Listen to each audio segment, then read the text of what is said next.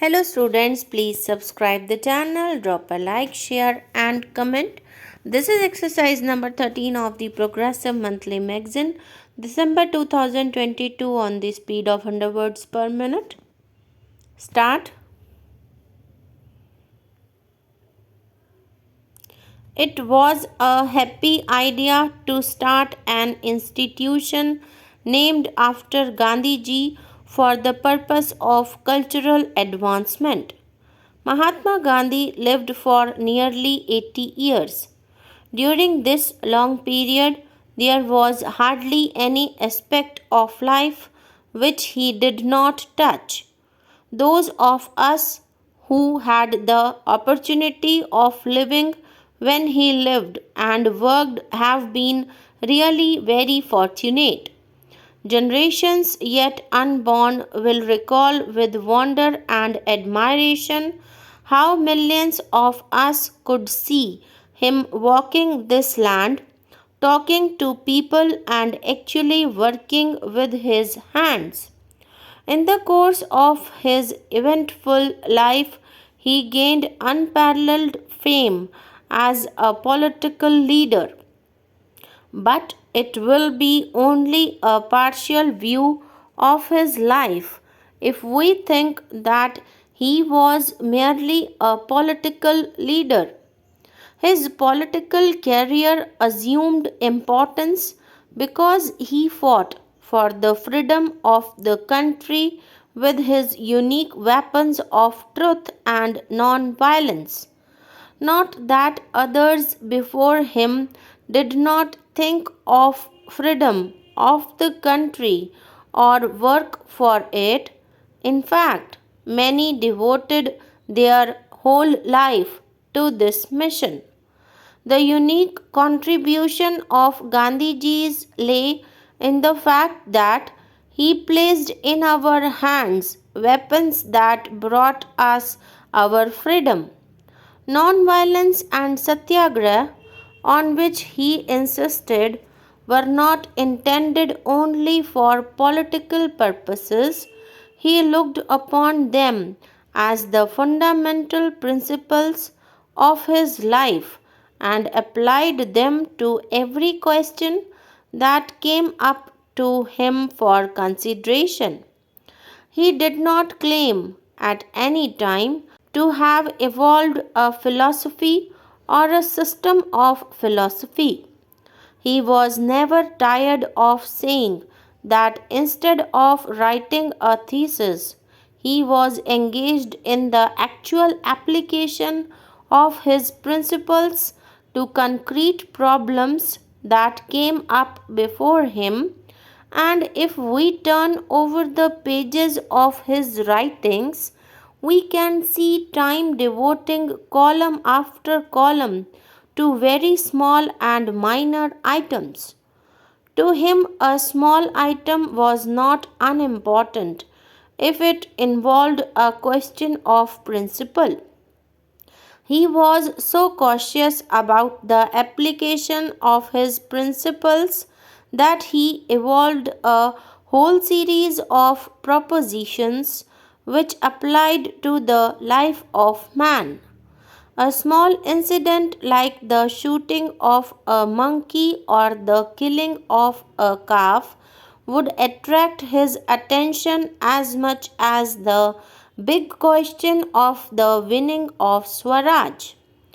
If he was so very careful about his principles and so very methodical about their application, that he should take a comprehensive view of things. It is quite true that every problem cannot be solved through ahimsa. Everything has its own action and reaction. In the world of today, we find that countries and nations have been fighting one another for many a long years. Within our generation, we have seen two world wars fought for the purpose of ending war. Can anyone in his senses claim that war has ended or that all this violence which has been there for ages succeeded in ending violence? Whether in the sphere of religion, economics, or politics, violence has never solved any question. If it had solved problems, there would have been no problem left for us to solve. But the fact that there still are problems today shows that they have not been solved by the methods so far pursued by governments. Can ahimsa solve our problems? The answer is none too simple. The application of ahimsa to our present day problems is no doubt difficult, but perhaps it is not more difficult than ahimsa. Take the example of an army which fights. If there is a war in one generation, the army is prepared throughout the period for fighting. Every soldier has to prepare himself from day to day and hour to hour for the fight, and apart from the actual soldier, the whole nation has to prepare itself to support the soldiers, and this process has gone on for ages and from generation to generation. Nobody can say that ahimsa has been tried out to the same extent in any country or by any people. The great service that Mahatma Gandhi rendered to mankind was that he gave it a trial in this country. He had to deal with such material as was then available to him.